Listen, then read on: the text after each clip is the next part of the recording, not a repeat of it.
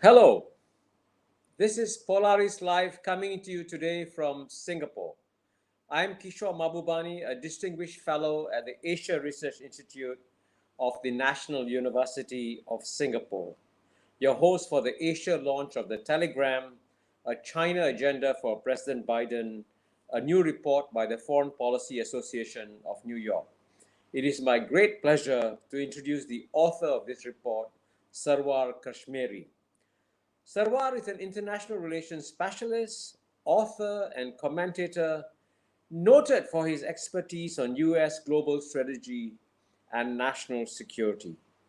He speaks frequently before business, foreign policy, and military audiences. He's the founder of our program Polaris-Live, the video podcast series of 30 minutes live conversations on the business and geopolitical impact of China's rapid rise to superpower status. Sarwar has written 3 books. The last one, China's Grand Strategy, Weaving a New Silk Road to Global Primacy, published by Prager, was published in July 2019. It is a centennial book of the Foreign Policy Association. For the Telegram, Sarwar invited experts from Asia, Middle East, the European Union, and the United States to discuss and recommend a fresh approach to reverse the deterioration of the U.S. China relationship, perhaps the most consequential foreign policy issue of our time. You may download the report immediately following this launch from kashmeri.com and fpa.org. You may also ask questions by using the comments box on the screen. Please remember your comments and questions will be visible to all the viewers. Now, please join me in welcoming my very special guest, Sarwar Kashmeri. Well, Professor Kishore Mahbubani, thank you so much for that introduction. I reflect the glory of your fame.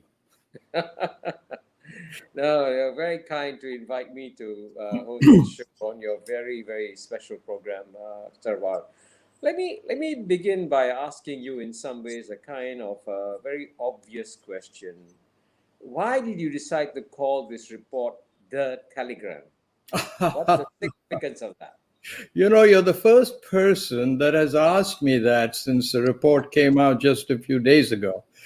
But you may remember from the history that during the Cold War with the Soviet Union, that America and the Soviet Union were as daggers drawn, and both were nuclear powers. And there was a very famous diplomat by the name of George Kennan who wrote to Washington a long telegram. That's what it was called, a long telegram. And he said, don't go to war with the Soviet Union. It's not worth it because they may have nuclear weapons, but they're really a very shallow economy. And given time, they will self-destruct. And that's how the Cold War was coined, that we don't need a hot war. They will disappear on their own merit. And so then I thought, why not call this the Telegram? George Kennan wrote a long telegram that was many pages long. That's how they communicated the embassies with the State Department. And he sent a long telegram giving out his ideas and the logic behind them. So I thought, why not call this the Telegram? And hopefully Professor George Kennan, Ambassador George Kennan, sitting up there in the heavens might have a small smile and say, hey, here's a short version of my long telegram. So a little bit of pomposity there, Professor Mahbubani. Well, thank you very much for clarifying that. Like you, I'm a great fan of George Kennan. I actually met him once in person. And I've also cited him often. And one of the he was one of the wisest diplomats that I think United States has produced. And one of the wisest statements he made during the Cold War was this. He said that the ability of the United States to defeat the Soviet Union would depend on its ability, and I quote, to create among the peoples of the world generally the impression of a country which knows what it wants, which is coping successfully with the problems of its internal life and with the responsibilities of a world power, and which has a spiritual vitality capable of holding its own among the major ideological currents of the time. So you can see how you look at the big picture, and he says you must look overall at how a country is managing its internal problems, how it is coping with its global responsibilities, and whether or not it has a spiritual vitality. And I know your report also touches on that in Yes. comparing United States and China. And if he were alive today, how do you think he would feel about the way the United States has launched its contest against China? Kishore, that is the really pertinent, first-rate question. Really difficult, I think, to get one's arms around it. But let me try. The policy of containment, as you know better than most people, went on for some 29 years. And then the Soviet Union destructed. Over those years, there were Democratic presidents, Democratic administrations, Republican presidents, Republican administrations, and this policy held in Washington through all the changes. My first reaction to your question is, I think George Kennan would be so surprised that here is a power that in PPP terms, China now has a greater economy than America, that both will be the two powers on which the 21st century's peace and standards of living will depend. And how is it that Washington has changed so much that they cannot, on a bipartisan level, agree on a policy that they can then field with China? I think he would be very surprised at that. And also, is there such a paucity of intellectual capacity in Washington that people have not been able to analyze this as they should? I think that's my early reaction to it. Does that make any sense to you? Yes. I think you're right. If he were alive today, he would be very surprised at the lack of strategy behind America's policy towards China. And in the report, you have a wonderful introduction, I think, by our mutual friend Noel Latif. And actually, Noel quotes in your report a statement made by William Burns.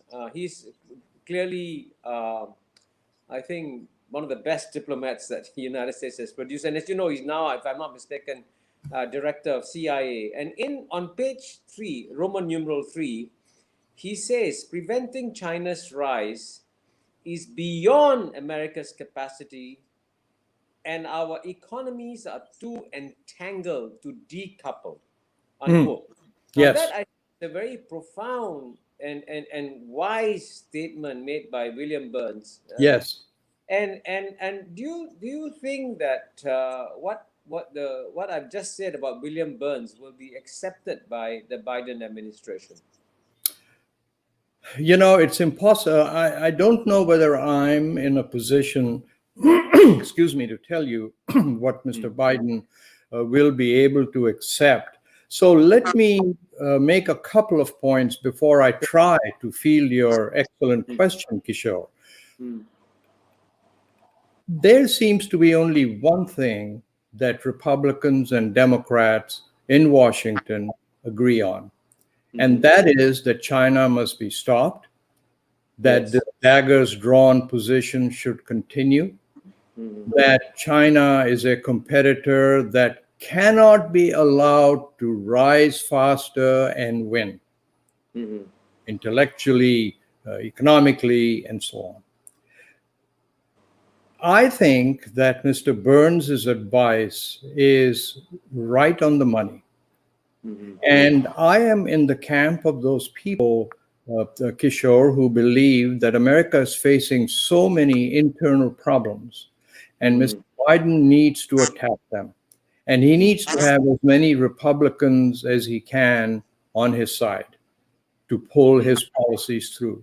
And so I hope, like many others, that this policy against China of eyeball to eyeball diplomacy is a way to keep Republicans in the tent, and that perhaps people like Burns, who is hugely respected in Washington, as you know, that his advice will matter more, and Mr. Biden and his administration will be able to take it up at a later time after the midterm elections are won, and then we have his administration carrying on for 2 more years. Now, I'll end with a small concern I have, which is the longer the policy continues of eyeball to eyeball diplomacy, the harder I think it will be for them to retract it. Yes, yes. Yeah, I mean, I must say, I completely agree with you that President Joe Biden is very much focused on the midterm elections. He's very much focused on keeping the Republicans with him so that they don't attack him for being soft on China. Yes. But at the same time, you also, as you said, the danger is that if they carry on this sort of policy of hostility towards China, it may get sort of locked in, you know. And, Yeah. and in your report, I'm very glad that you quote on page 7, the United States Chamber of Commerce in 2021 saying that if the U.S. moves towards a full decoupling, you know, the aviation industry will lose a lot. And I think you give the statistics on the hundreds of thousands of jobs that will be lost. Yes. You also mentioned the semiconductor industry, where again hundreds of thousands of jobs will be lost. So I wonder, you know, I'm glad you quoted the U.S. Chamber of Commerce. You think that you can persuade more businessmen to speak out and perhaps argue for a more sober policy by the Biden administration towards China? Well, you know, that there's also a headline question that you have asked. So far, the response from the American side seems to be in 2 parts from the business community, Kishore. The non-financial community, the manufacturing, the technology, semiconductor, seems to be half the way where you would like them to be in convincing Mr. Biden that they should proceed ahead. The group that has really aggressively moved to court China is the financial community. You know, the Goldman Sachs, the Morgan banks, HSBC, because China is starting to liberalize its financial constraints. And so they're going in very quickly into that. And I think the Biden team has been a little bit surprised on that. As far as the corporate, the non-financial side, I think they are making moves too, but they're hedging their bets because of the cyber issues, the protectionism, the privacy issues. So I think there is a divide in the American approach. And I think Mr. Biden is politically very sound, is waiting it out to see how that breaks out. Yes, yes. And I think one of the mistakes that China has made actually over the last 10 years has been from time to time it's alienated the American business community. And if you read the websites of the U.S. Chambers of Commerce in Shanghai and Beijing, they tell you about how they have, lost intellectual property. They've been forced to transfer technology and so on and so forth. So I think, what do you think are the mistakes that China has made in its relationship with this American businessman? You know, this is a wonderful. I'm on the other side of the table now to the kind of questions that I regularly ask people. And here I am sitting, my God, I have to answer Kishore. But the thing I wonder about, Kishore, is that China is, a thousands of year old culture. I mean, you've written about it in your books, but the Mandarin system and the diplomatic system in China has always been based on merit. So they have used this system for many, many years. They're very good at reading tea leaves. They're very good at reacting.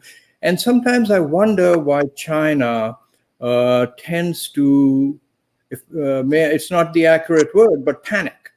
As opposed to just sitting down and absorbing what's happening and realizing the dichotomous state of the American political process today, and just taking a little bit more easy. So I think that is one thing I would say. The other thing I would say is that China should really realize where the American people are as it comes to actions that they've been told that China has taken, for example, breaking into the cyber systems, the treatment supposedly that is being meted out to the people, Muslims in Xinjiang, and now the people in Tibet. This has really taken hold. And I think that China should be a little more aggressive in courting the American people and in not reacting immediately when they're criticized for something. Yeah, I think you're right. I think China should make a bigger effort to win over the American people. But I'm also glad that in your one thing I noticed, that in your report you also talk about how the rest of the world is reacting, to this U.S. China contest. And I think on page 10 you say, in the Middle East, Central Asia, and Africa, China's geopolitical position and commercial position strengthens by the day. And so therefore you add, therefore most countries don't want to choose between the U.S. and China. And what's interesting is that, as you know, great minds think alike. And so at the same time as your report comes out saying that the rest of the world doesn't want to choose between US and China, The Economist comes out with a cover story also. and it actually says, this Economist cover story says that Biden's China strategy is flawed. And it also says exactly what you say in your report, that most countries don't want to be forced to choose between the U.S. and China. So my question to you is, do you think the Biden administration is listening to important voices like you saying, hey, be careful, most countries are not enthusiastically going to support U.S. efforts to lock off China? Or, as the Economist himself says, that's not a wise approach to take. So do you think that things like this advice like this is gradually percolating into the Biden administration? Well, I know for a fact that copy of The Economist, Kishore, is really making the rounds in Washington because it's one of the most widely read magazine. Well, they call themselves a newspaper, so I'll call them the newspaper. I think it is, but I think that the administration, if I may say so, is still trying to find its sea legs, and it's still trying to really figure out what the policy should be. I think that is why, Kishore, and maybe you have a different opinion on this, that we don't see a fully formed China policy in Washington right now. And going with that is a non-appointment of an ambassador to China. I mean, that is probably, one of our 2 or 3 most important posts of this time. And in my introduction, you were nice enough to say the China-U.S. relationship, the most consequential of our time. I really do believe that. So I think that the Biden administration is finding its sea legs. I am simply not certain that the people in the National Security Council, his Secretary of State, these are very savvy people, and most of them. I know. So I just think this has to play out, Kishore. I think the Economist magazine's article is a flag in the sand, and I'm very glad they put it there because it's hugely respected and a large part of what they say is true. But I think we still have to wait a little bit to see how things roll out, especially also because, I'm repeating myself here, that China, as much as we'd like it to be, is not on the table in front of the other issues that Mr. Biden is dealing with. Mm-hmm. Yeah, yeah. So, I mean, I'm glad to hear from you that both your report and Economist will be read very carefully by the Biden administration. And I must say, I also want to recommend it to everyone who's listening on this program. I commend the report very highly to them.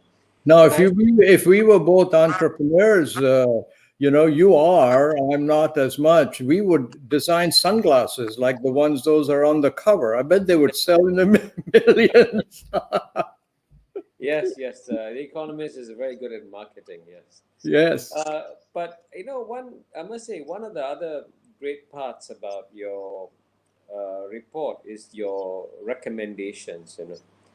And I especially like your first recommendation to build a strategic pandemic command. And as you know, the one big message that the pandemic, the COVID-19 pandemic, is trying to tell humanity is that all humanity is one, right? Yes. So we are to protect our borders, but viruses don't stop at borders. They don't carry passports, as Kofi Annan says. They travel around the world. So it makes perfect sense for China and the U.S. to collaborate, and I think they have done in the past, I believe. And I think if I'm not mistaken, the U.S. and China have realized that it's actually in their interest to collaborate in this area. So this is actually a very strong proposal by you in your report. So do you want to say a little bit about why you think the U.S. and China should set up a strategic pandemic command, and also how should they go about doing it? Yes. And if I may, I would like to refer to something that you've written in at least a couple of your books, which is that before all of these global interconnections, and I'm paraphrasing what you've written, Kishore, before all of these tight connections, the 197 countries and the populations of the world were like on 197 separate boats trying to navigate the seas, right? And not colliding. Well, now in today's world, there are not 197 ships, but there's one large ship, and the countries are in cabins. And I've always thought of that analogy that you made, powerful and so relevant. And so two of them, if they're not agreeing with one another, cannot just go and start turning the wheels, the engine of the ship. They'll sink the ship, the whole ship. And so that applies, I think, more than anything else to what we are seeing today with the pandemic. And I thought that if I could use that some way for the two most powerful and richest countries in the world to come together and be ready at a moment's notice to go analyze, attack pandemics. And then I thought of the Cold War that we talked about earlier, where everyone was so concerned that the Soviet Union would launch a surprise nuclear attack and destroy a large part of our military on the ground. So America set up the Strategic Air Command, where we had B-52 bombers in the air with enough tonnage to destroy the Soviet Union. So if the worst happens, these people would go in and, if you will, take revenge. And so I thought it's such a catchy name that why not think in terms of a strategic pandemic command? We already have COVAX, which is buried in the United Nations, that rich countries are contributing vaccines to, which is taking the leadership and moving it into countries like Africa and Southeast Asia. And how powerful would it be, Kishore, if America and Russia said, we're going to join forces. We are going to put more money into this. We are going to make it even more relevant and more effective. Think about how quickly China analyzed the virus. They broke down the DNA, gave it to everybody. America moved ahead, technology, build the vaccines. How much could happen in future pandemics if America and China came together and supercharged Kovacs rather, that magazine. So that's how I came up with it. And I still think that there are so many minor issues that are separating the two countries now. And I'll repeat what I believe in, which is that this is the issue on which standards of living, peace, the environment will depend in the 21st century. America and China working together, obviously with the EU, Japan, and so on. So that's my strategic pandemic command idea, Kishore, that America and China should come together, do this, and put aside these small issues which they can deal with later.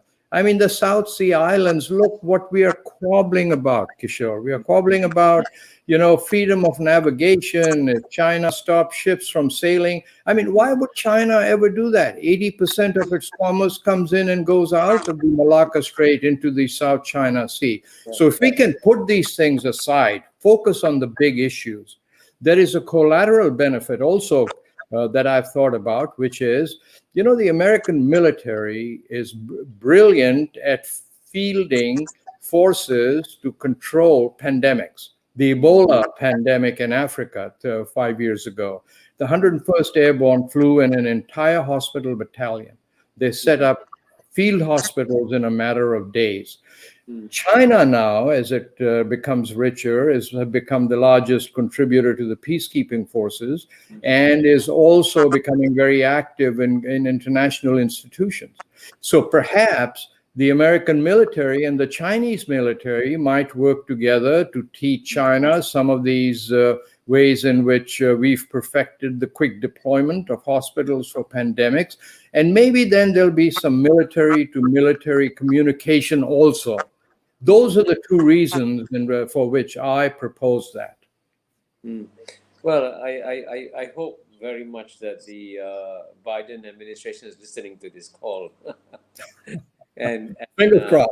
Accepts your idea of a strategic pandemic command, because it is truly far-sighted. And I'm glad that you referred to the analogy I used, that the countries in the world are no longer separate boats on sea, but are just separate cabins on the same boat. And of course, if all the countries are cabins on the same boat, if one cabin catches fire, the stupidest thing to do is to argue about who started the fire. Indeed. You should cooperate to put out the fire first. And that was one of the biggest mistakes that the Trump administration made. When COVID-19 broke out in Wuhan in January 2020, they began an argument about who started the fire rather than working together with China to put out the COVID-19 immediately. And in the past, by the way, the United States CDC used to have personnel in Wuhan, and unfortunately that was withdrawn. And as a result of that, the United States didn't have people on the ground who could have seen what's happening in Wuhan in January 2020. But clearly, this is an area of common interest. And do you see, are there any voices you would point to within the Biden administration who might be willing to take the risk and stand up and say, okay, let's cooperate with China in eliminating COVID-19? Would you see anyone willing to do that? I'm very sorry to say, and this answer should be taken for what it is, Kishore, because obviously I'm not in the administration. I'm not privy to the discussions of scores of people who comprise the administration. But I don't believe that this idea is very high on the radar screens right now. In fact, I think any idea of cooperating with China in a big way today would face very strong headwinds. And I'm very sorry to say that as an American, because I think it should change. And as I say, I'm in the camp of those people who believe, or really try to believe, that as we get closer to the midterm elections, the politics become more secure for the administration, that we will see some move in that direction. And that's another reason the Foreign Policy Association said, this is the time for you to write this report. And please don't worry about whether any recommendations you make can be implemented politically. We just want you to give the best ideas you can. Yeah. Well, I think I completely agree that this is the best approach to take. But your second idea, as you know, is about cooperating on climate change. And that one, actually, the Biden administration has already embraced. Absolutely. And I Absolutely. think it was very wise of President Biden to appoint somebody very seasoned and competent like John Kerry Yes. to lead the negotiations with China. Unfortunately, he has a good friendship with the lead Chinese negotiator on climate change. And that is certainly generating some degree of momentum. And as you know, in the past few days, we have seen all kinds of evidence that something remarkable is happening to planet Earth, right? We saw those amazing floods in Germany, and it's quite shocking. And then yesterday we just saw some amazing floods in China, where in Henan province they got as much rain is in one day as they got in a whole year normally. That's amazing, isn't it? Isn't that amazing? All these are signs. I mean, there's not this is of course not scientific evidence that climate change is taking place, but there are clearly all kinds of signs that planet Earth is a very troubled place. Because it's happening all over, right, Kishore? Right, happening all over, and also some of the best scientists in the world on climate change are actually in American universities. And so this is the great disparity that I wonder whether you can speak a little bit about, because on the one hand, the United States has done more to educate the world than any other country has. By the way, it has produced the universities. The best universities in the world are still in the United States of America, whether it's Harvard, Yale, Princeton, Columbia, Stanford, you name it, right? And then the best scientists in the world are in the United States of America. And yet, at the same time, the resistance to science is also very strong. Yes. So the resistance to science comes from people who refuse to vaccinate themselves, even though all the scientific evidence shows that you should vaccinate yourself. The resistance to accepting climate change. Of course, some of the biggest climate change deniers are now in the United States and so on and so forth also. So what do you think the Foreign Policy Association can do to try to, in a sense, bring around the American people to say, hey, let's accept the scientific evidence and accept vaccination. Let's accept the scientific evidence and agree that climate change is happening, and therefore work with China. Can we use science, in a sense, as the bridge to bring China and America together? Wouldn't that be wonderful? And that's a really, really powerful question. As you know, Kishore, and I'd like to explain to our viewers that the marquee program of the Foreign Policy Association is something called the Great Decision Series. These are 8, I believe, or 10 topics that are selected every year. And groups around the country, there are about 200 groups around the country, discuss these individually amongst the group.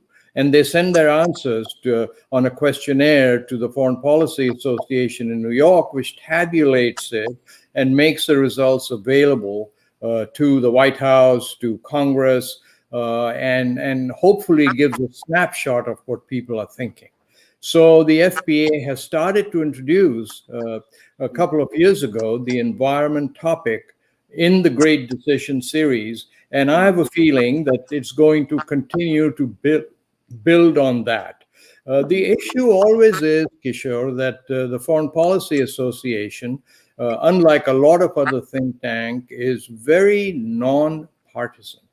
They simply don't want to get involved because nonprofit organizations rely on money, rely on donors, and they want to keep themselves as neutral as possible.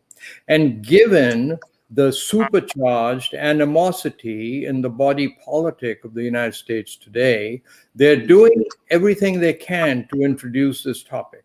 And I will make it a point after this program to meet personally with their CEO, Noel Latif, who both of us know, and impress on him this idea that you asked me about, and see what we can do so that we can move this even more onto the on around the country. Great. Yeah, that's wonderful. Because I think the great strength of the Foreign Policy Association is that it's been around for a long time.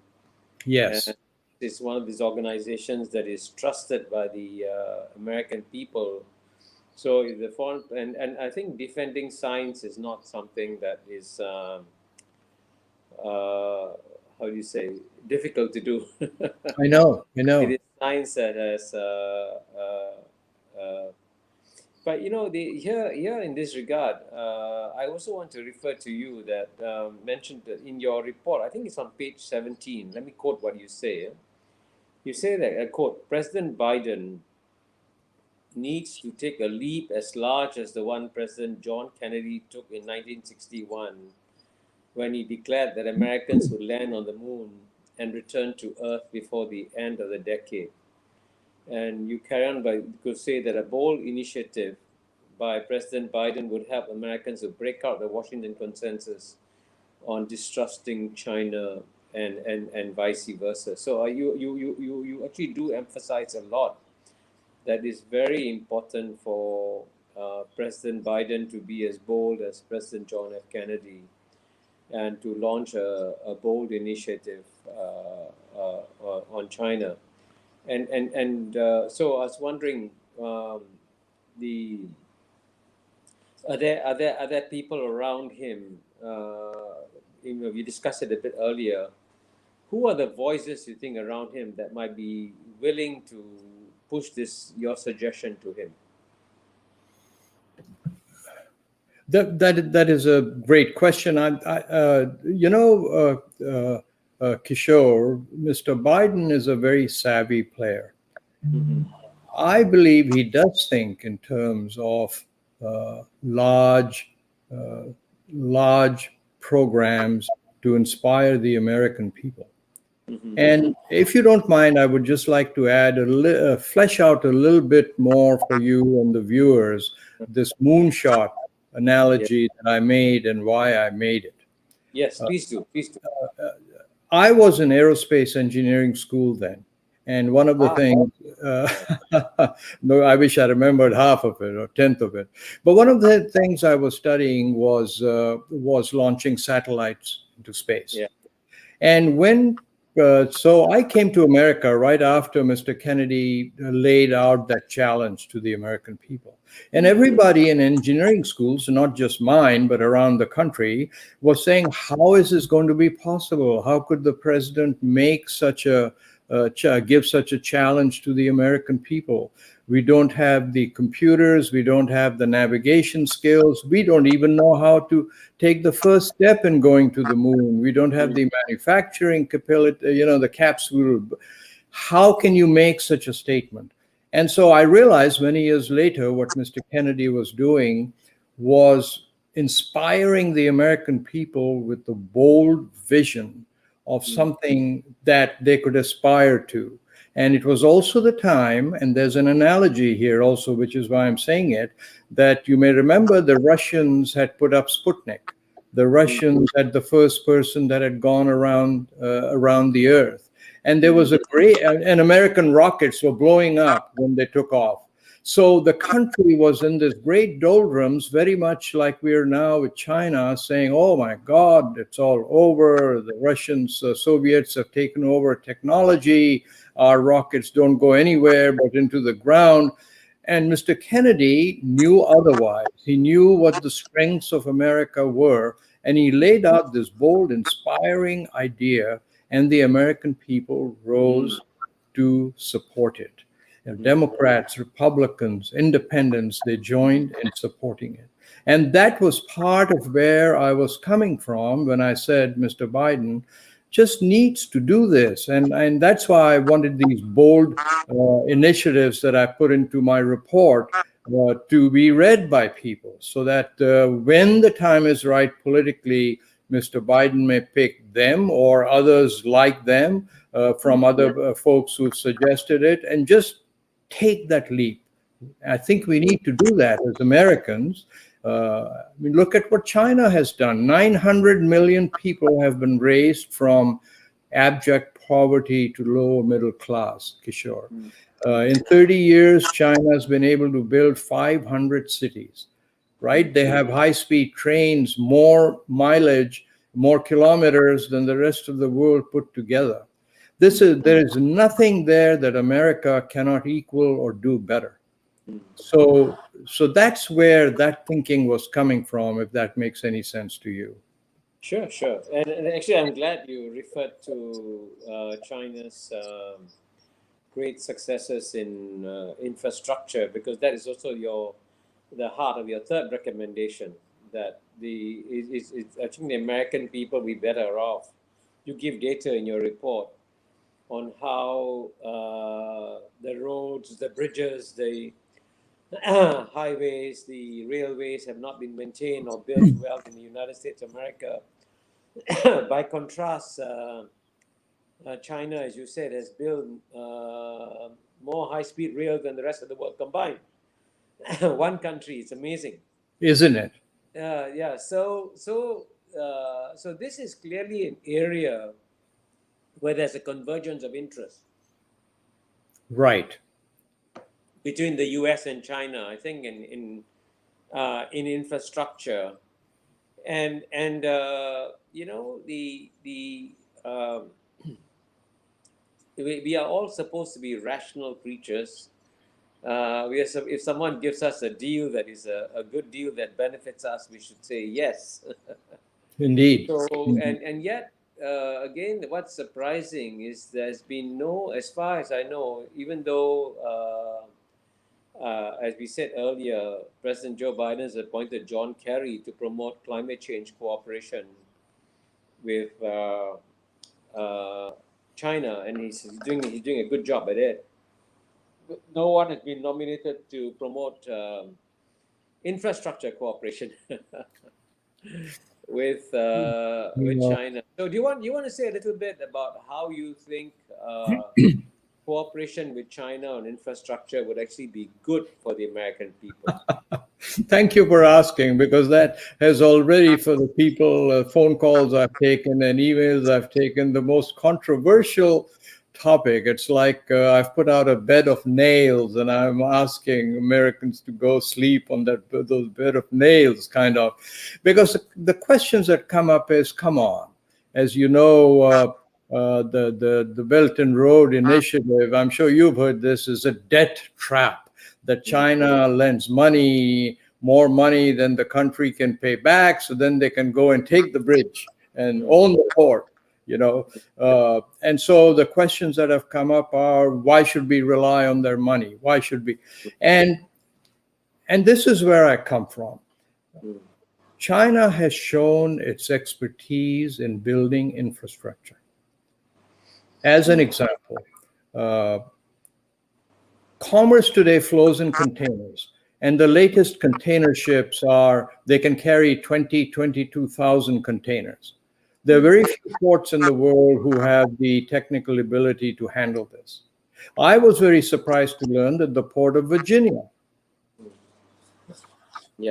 was told by its customers that if you're not able to handle this big container ships, we'll go elsewhere. So they ordered these big, giant 15-floor cranes, and the only place that they could, which is China. And I was amazed to find, Kishore, that this happened during President Trump's presidency. And President Trump immediately said, no, there'll have to be duties, there'll have to be tariffs. And very soon he realized that there was no other way that the Port of Virginia, Los Angeles, could remain competitive without getting infrastructure from China. Boston, I know you've spoken at Harvard often, their commuter railroad trains are, half of them are coming from China. So it's not that we've not taken the first steps at using China's expertise. It's just that most people don't know about that. So let me end this monologue by saying that President Biden is asking for $1.3 trillion to rebuild American infrastructure, which sounds like a lot of money. I'm not certain he's going to get anywhere close to it from the politics that are being played. But the American Society of Civil Engineers tells us in their report that it will take $20 trillion to fix the infrastructure. So where is that money going to come from? I happen to know for a fact that many of the largest Wall Street investment banks have raised many infrastructure funds.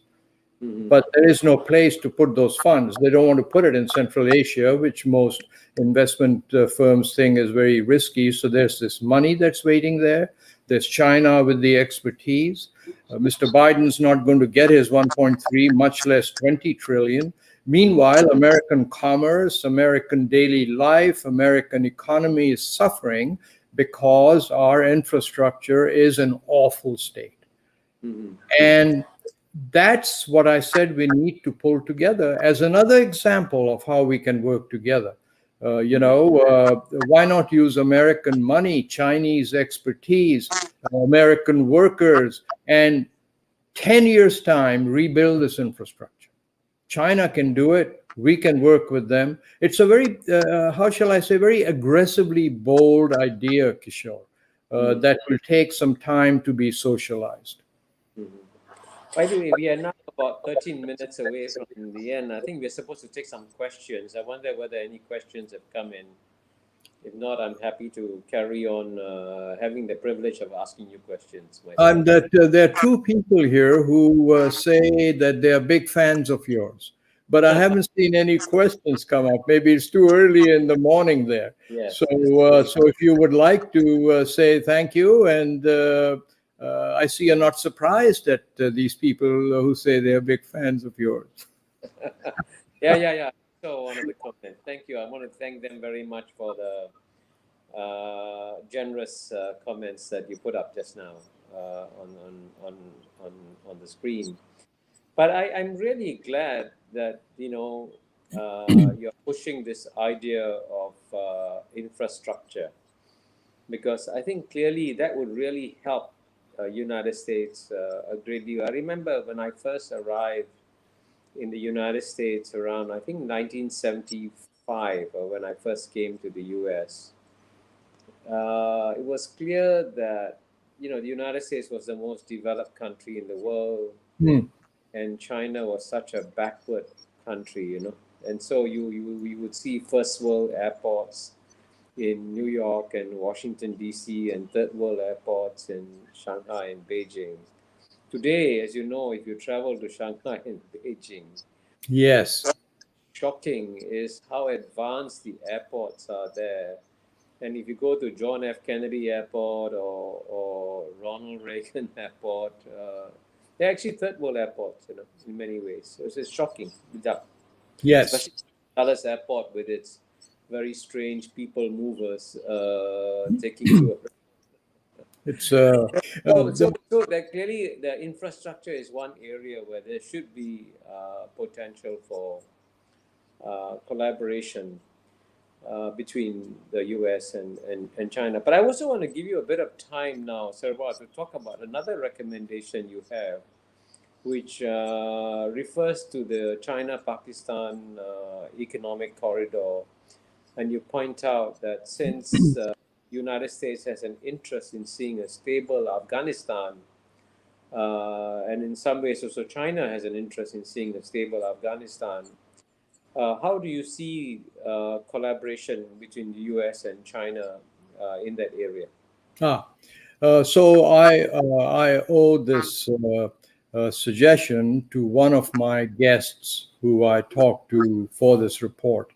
And if it's all right, at some point, I'd like to tell our viewers 2 or 3 other recommendations that were made by people from outside China and outside America for President Biden. But the idea behind the Pakistan suggestion is this, that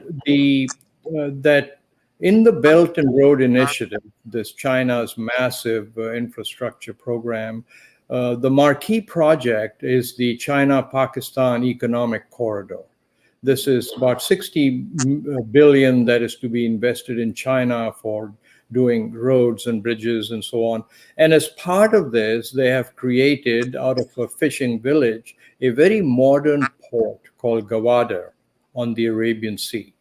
And it is starting to become very quickly a major port. Now, what the Chinese, for some reason, were not interested in doing is connecting this port to the hinterland. Right? They didn't want to put the money in that, the political and security reasons for it. And when I was talking to Shuja Nawaz, who set up the South Asia Center at the Atlantic Council in Washington, he said, everybody wants that port to be connected. So the Pakistanis have already started talking to the Chinese about American involvement. Right? And so the idea there is that why should America not go to Pakistan, which is becoming increasingly important as America leaves Afghanistan, and Afghanistan becomes a little bit wobbly and needs to be stabilized, that why not start introducing America into the body politic of Pakistan?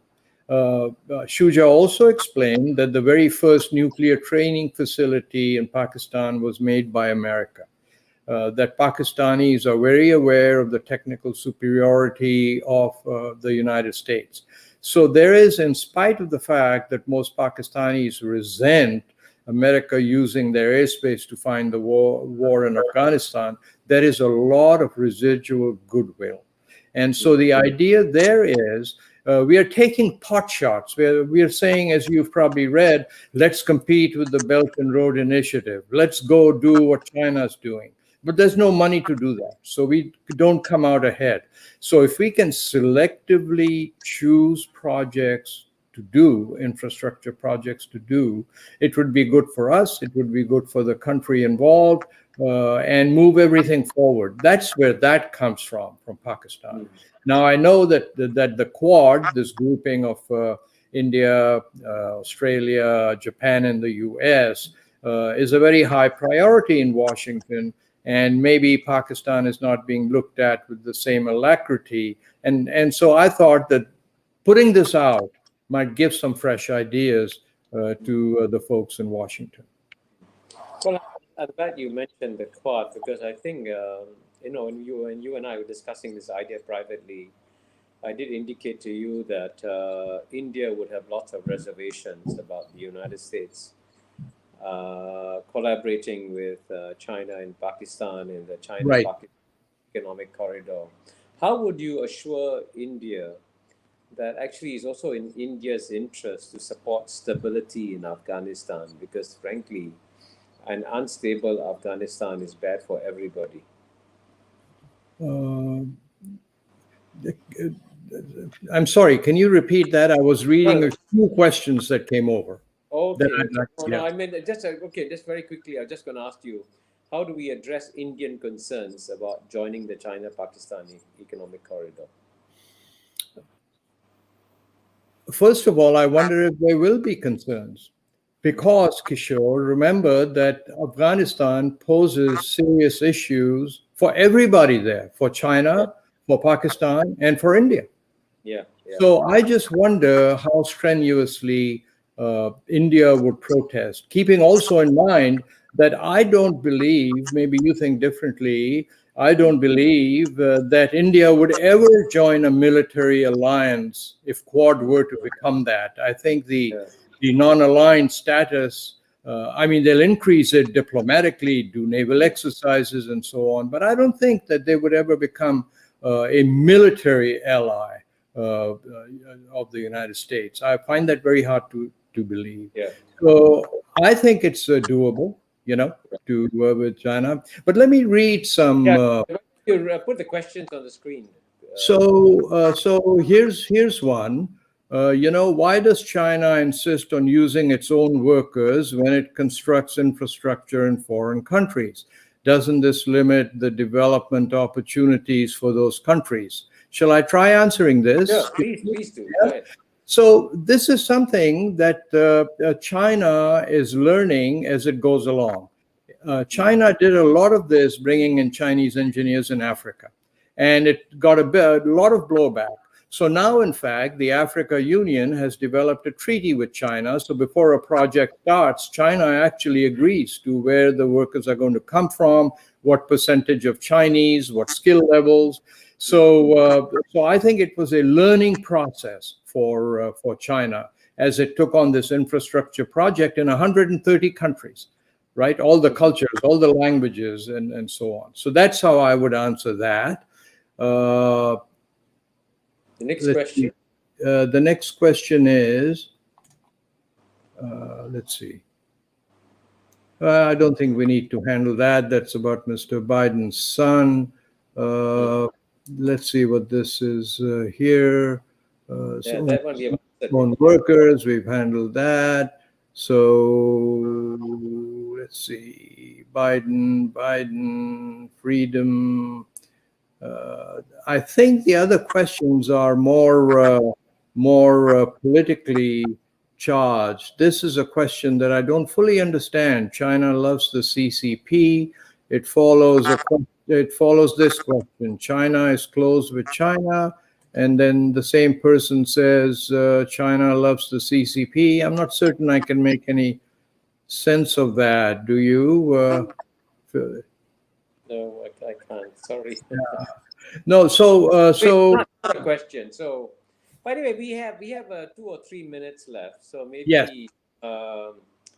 Before we close, one of the best parts about your report, as you know, Sarwar, is that you end by asking all your interviewees if you had a few private moments with President Biden, what advice would you give to President Biden? So now let me pose the question to you and say that if you had a few private moments with President Biden, what advice would you give to him, either on U.S. China relations or any other subject? What would you say to him? Well, I would first of all start off with something that Professor Lynette Ong from Toronto University told me when I asked her this very question. She said, what I would tell Mr. Biden is the world is in great need of moral leadership, and you should try to provide that during your administration. Right. The other thing I would tell him is that personally, I don't like playing defense. America is not good at defense. We have so many strengths in America that we should play to our strengths. We have no reason whatsoever to be despondent. You've been here, I live here. America has enormous financial systems. America has enormous financial markets. America has, as you said, all these great universities. But you remember what the former foreign minister of Singapore mentioned in a podcast with you. He said, I would like to tell America that you send this mission to Mars, where the helicopter was flying in the Martian atmosphere, and you saw, and people on television saw the NASA control room in Houston. And the person who directed the helicopter on Mars was a woman from Myanmar. There were 2 Indians in that scene. There were people from Africa. He said, if you go to China and when they show their control room, do you see anything other than Chinese?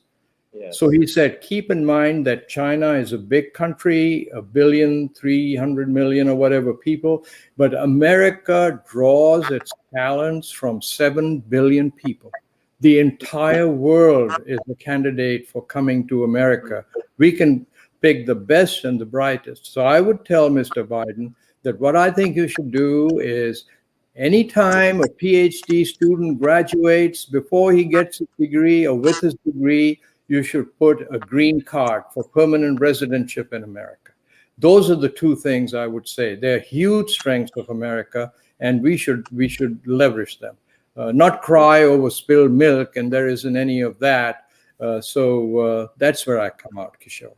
Well, I think that positive recommendation is a wonderful positive note on which we sadly have to end this program because we run out of time. But Sarwar, you've done, I think, both the United States and the world a huge favor by writing this report and releasing it at this time. I hope that the people in the Biden administration will listen to your recommendations, and if they do, then I hope that the Nobel Peace Prize Committee will give you a peace prize for U.S. policy on China. So thank you very much, Sarwar, and I will let you close the program. Okay, and if that were ever to happen, I'd say no. The person who deserves it is my dear friend Kishore Mahbubani. Thank you so much for all this, Kishore. I really appreciate what you've done.